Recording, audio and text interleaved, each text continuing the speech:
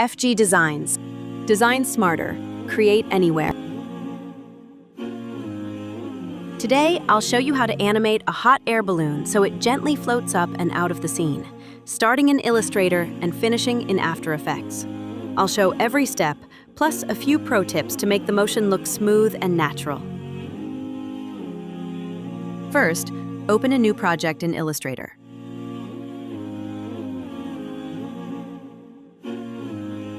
Keep your artwork organized. Put every separate element that needs to move on its own layer.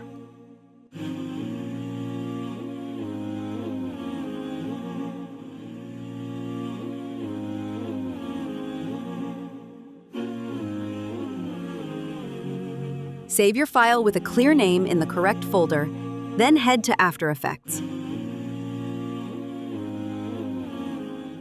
Import your Illustrator file into After Effects. In the Import dialog, choose Import Kind, Composition, and Layer Options, retain layer sizes so it shows all the layers. Double-click the new composition created from the import. You'll see each Illustrator layer as its own layer in the timeline.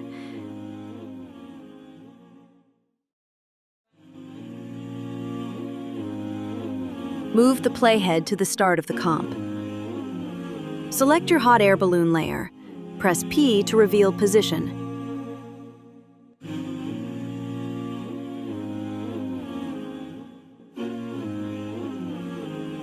Click the stopwatch to add the first position keyframe. This is your start position. Move the playhead to the end time, example 5 seconds. Choose how long you want the float to last. And drag the balloon upward beyond the top of the frame so it flies out of the artwork.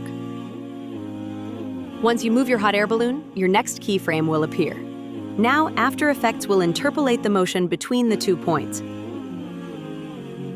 Now you just export your file and you're good to go. Follow FG Designs for more graphic design tutorials and more. Comment what you want to see in the next video.